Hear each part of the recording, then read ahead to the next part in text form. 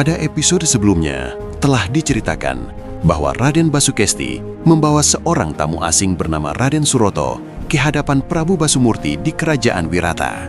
Raden Suroto mengaku sebagai cucu Prabu Sri Mahopunggung dan menceritakan kisah pilu tentang ayahnya, Gajah Oyo, yang terlempar ke tanah Hindustan.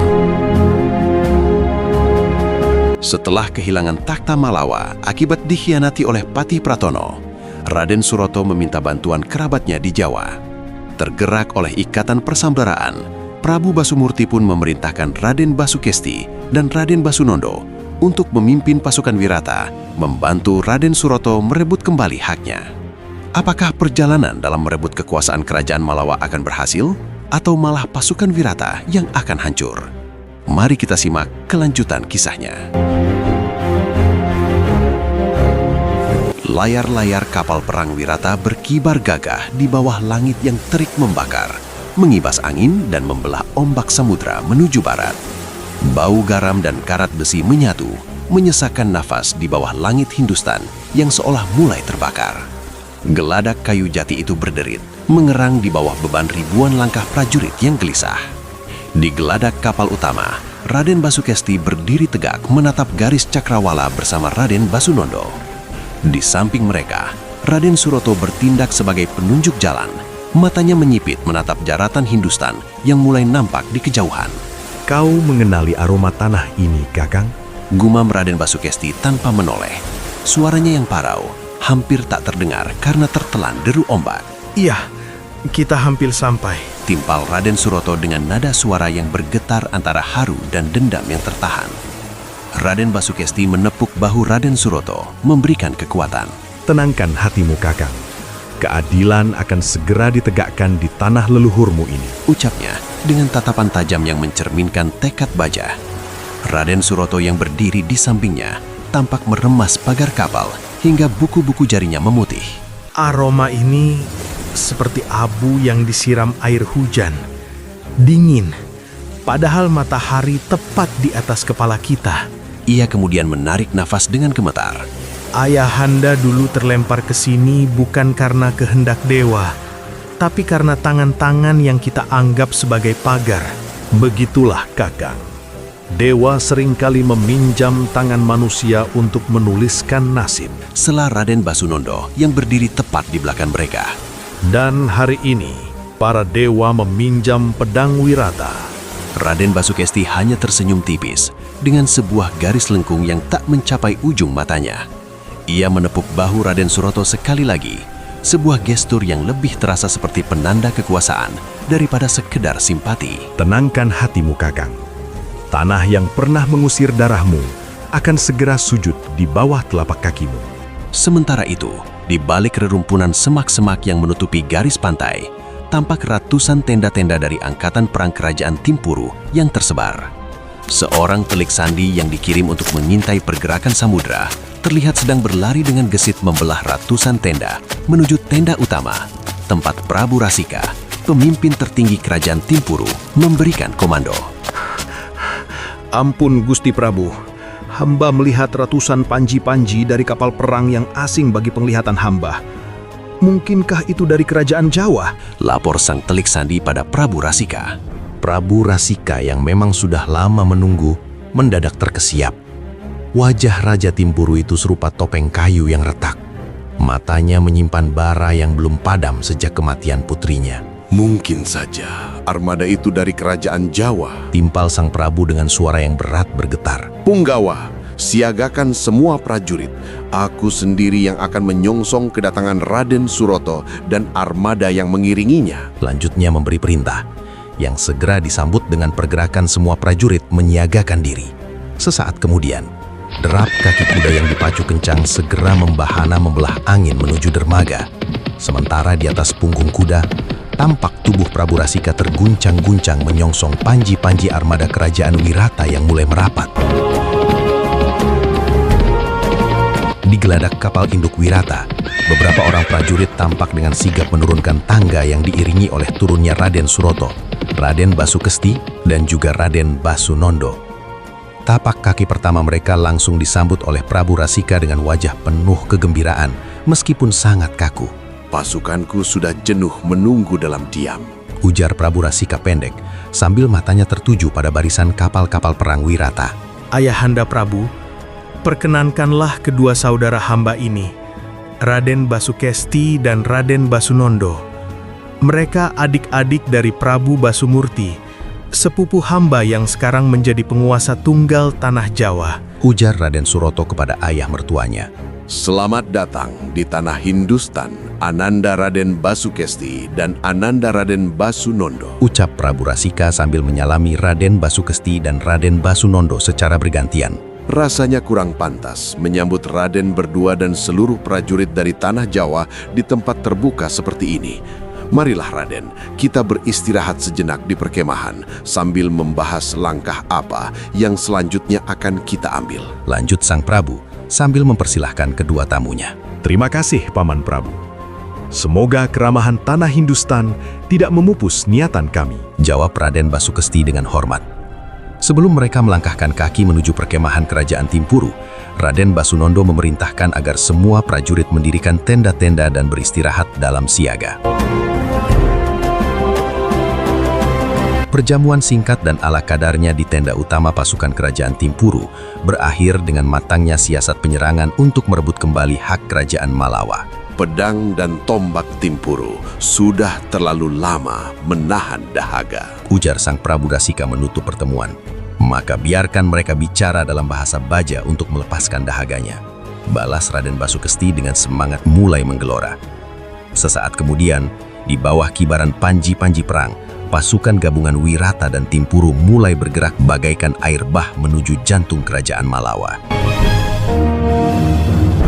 Nun jauh di sana, di gerbang kerajaan Malawa yang tinggi menjulang, Prabu Pratono yang sudah mengetahui pergerakan pasukan gabungan kerajaan Jawa dan Timpuru dari telik sandinya, tampak berdiri di atas kereta perangnya dengan wajah yang bengis, memimpin ribuan prajurit yang dipaksanya untuk setia. Siapapun yang berani mengusik tahtaku akan berakhir menjadi santapan gagak, teriak Prabu Pratono sembari menghunus pedangnya ke arah langit. Kini, dua kekuatan besar sudah saling berhadapan dan siap untuk saling melumat. Kalian membawa tamu yang sudah lama mati, teriak Prabu Pratono dengan suaranya yang parau bergema di antara tembok kota. hanya gagak-gagak kelaparan yang akan menyambut kepulangan seorang pengemis tahta. Basukesti tidak membalas cercaan itu. Ia hanya menghunus pedangnya, membiarkan cahaya matahari terpantul di bilahnya yang haus. Perang bukan lagi tentang kata-kata ketika tombak pertama dilemparkan.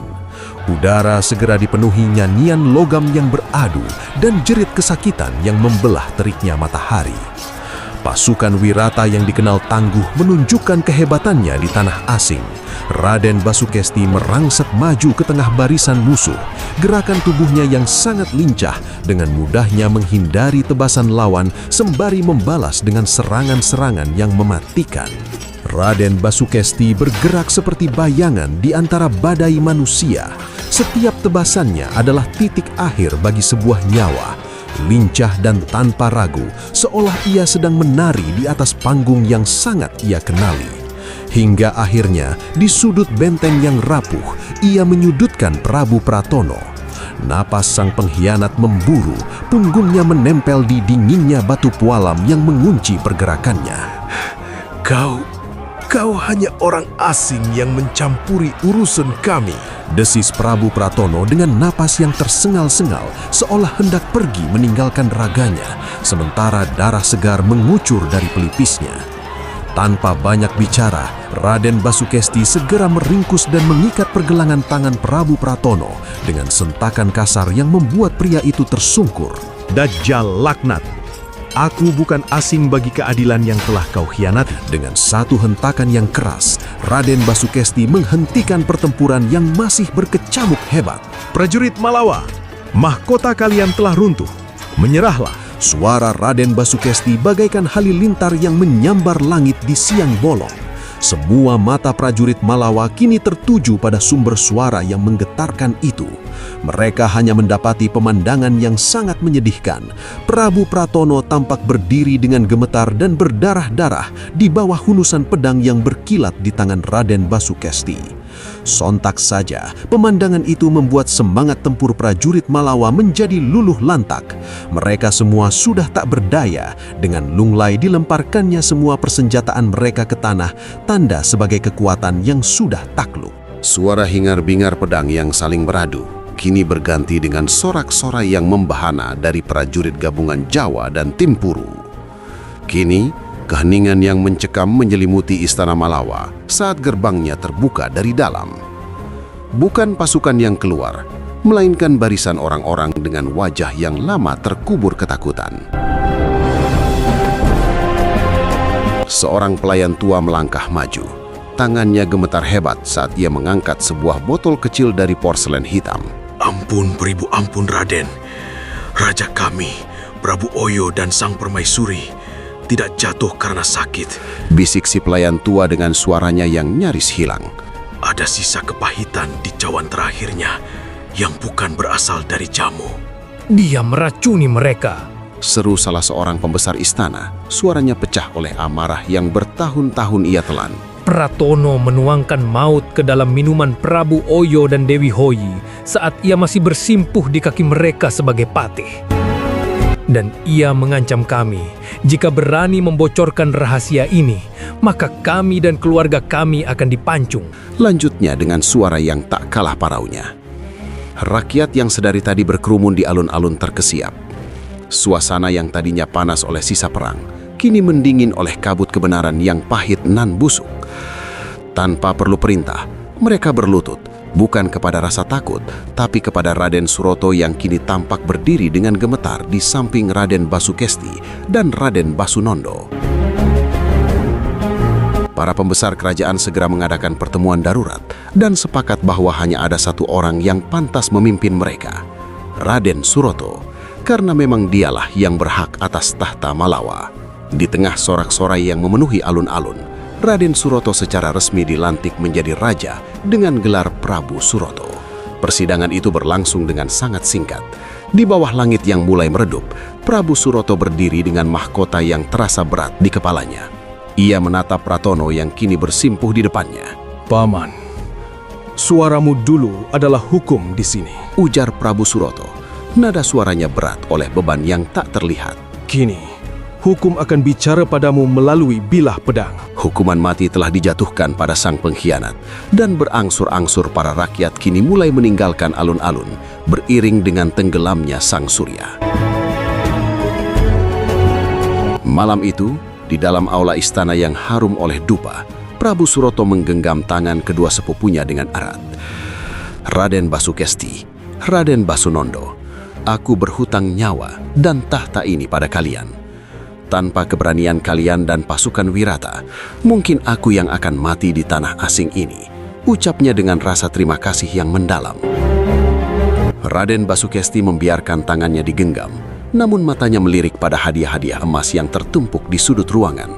Kakang Prabu, seorang saudara tidak akan pernah membiarkan saudaranya hanyut dalam penderitaan. Ucapnya lembut, meski matanya tetap sedingin telaga. Kami hanya menjalankan amanat dari Kakang Prabu Basumurti untuk mengembalikan apa yang seharusnya memang menjadi milikmu. Setelah merasa tugas mereka telah selesai, Raden Basukesti dan Raden Basunondo pun mohon pamit untuk membawa pasukan mereka kembali ke Pulau Jawa. Sauh mulai diangkat dan layar-layar kapal Wirata mulai mengembang, membelah ombak meninggalkan tanah Hindustan. Namun ada sesuatu yang berbeda pada raut wajah Raden Basukesti saat ia menatap hamparan laut biru, sementara jemarinya terus mengusap cincin Manikworo yang melingkar di jarinya. Kau tampak tidak tenang, Kakang. Tegur Raden Basunondo yang sempat memperhatikan perubahan raut wajah saudaranya. Raden Basukesti tidak langsung menjawab. Ia hanya memutar-mutar cincin itu, merasakan sensasi dingin yang merambat hingga ke tulang. Tahta Malawa sudah menemukan tuannya, Basunondo. Namun laut ini terasa terlalu luas jika hanya untuk membawa kita pulang. Ucapnya dengan suara yang penuh misteri. Ia kembali menatap Cakrawala, sementara di jarinya, Manikworo seolah berdenyut membisikkan janji-janji tentang mahkota yang jauh lebih besar daripada yang baru saja ia berikan pada orang lain. Apakah perjalanan pulang ini akan menjadi awal dari kedamaian bagi Raden Basukesti? Ataukah cincin Manikworo di jarinya justru akan mulai membisikkan ambisi yang lebih gelap saat ia semakin dekat dengan tahta Wirata? Simak kelanjutan kisahnya hanya di Wayang Opo Maneh. Terima kasih telah bergabung dan sampai jumpa.